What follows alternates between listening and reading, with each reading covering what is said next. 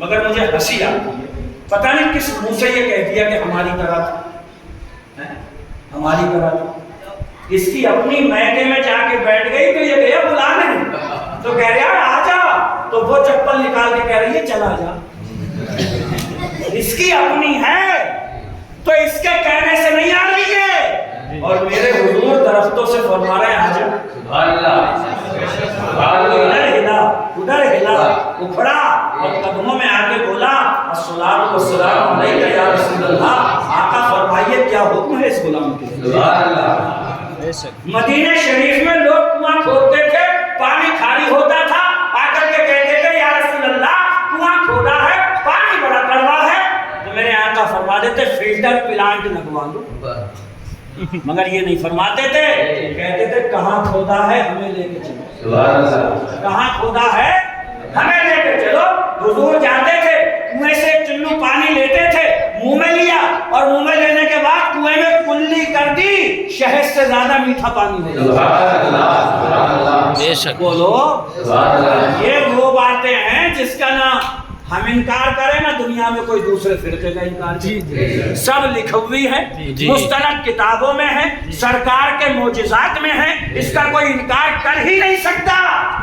اور بھیا تم اگر یہ کہہ رہے ہو ہماری طرح ہے تو ہم کہہ رہے ہیں ایک کلی تم بھی اپنے کوکر میں کر کے دکھاؤ،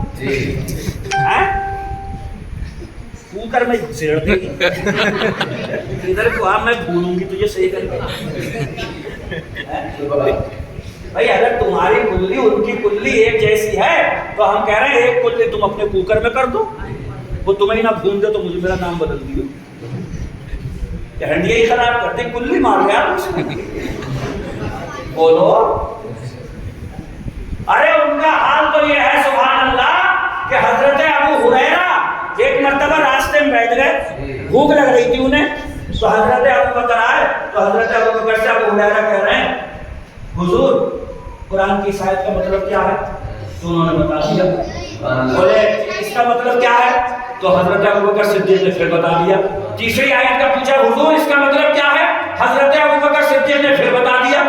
ان کا مطلب قرآن کی آیتوں کا مطلب پوچھنا نہیں تھا، ان کا مطلب تو یہ تھا ابو ہریرہ کہ کوئی ہم سے یہ پوچھ لے کہ بھوک تو نہیں لگی ہے، مگر وہ مطلب ہی بتاتے رہے، چلے گئے۔ عمر فاروق اعظم آ رہے تھے پیچھے سے، تو ابو ہریرہ کہنے لگے حضور اس آیت کا مطلب کیا؟ انہوں نے بتایا، وہ بھی چلے گئے۔ اب پیچھے سے میرے نبی آ گئے، سبحان اللہ، حوالہ حضرت کو سن لو پہلے۔ ابو ہریرہ کی بھوک چھپ جائے گی ان سے، ارے بولو ارے چھپ جائے گی، اور کوئی غیب کیا بے شک تم سے نہا ہو بھلا، ارے جب نہ خدا ہی چھپا تم پہ کروڑوں درود۔ مصطفیٰ آیا ابو ہریرہ کے پاس میں اور مسکرائے، اور مسکرانے کے بعد نے فرمایا کم آیتوں کا مطلب پوچھو، ادھر آؤ میرے پیچھے پیچھے آ جاؤ، اس آیت کا مطلب کیا اس کا کیا، ادھر آؤ میرے پیچھے پیچھے، تمہیں مطلب تھوڑی پوچھنا ہے، مجھے پتا ہے تمہارا کام کیا ہے۔ ابو ہریرہ پیچھے، خاتم پیغمبر آگے آگے نورانی حجرے میں داخل ہوئے، ایک گلاس دودھ کا بھرا ہوا لائے اور حضرت ابو ہریرہ سے کہا اصحاب صفہ کو بلا لو۔ مسجد نبوی پہ چبوترا تھا، 70 صحابہ اکرام حضور سے علم سیکھا کرتے تھے، وہ ہیں اصحاب صفہ۔ صفہ کا معنی چبوترا، اصحاب کا معنی والے، اصحاب صفہ چبوترے والے کتنے تھے؟ 70۔ جب حضور نے کہا اصحاب صفہ کو بلا لو تو ابو ہریرہ بولے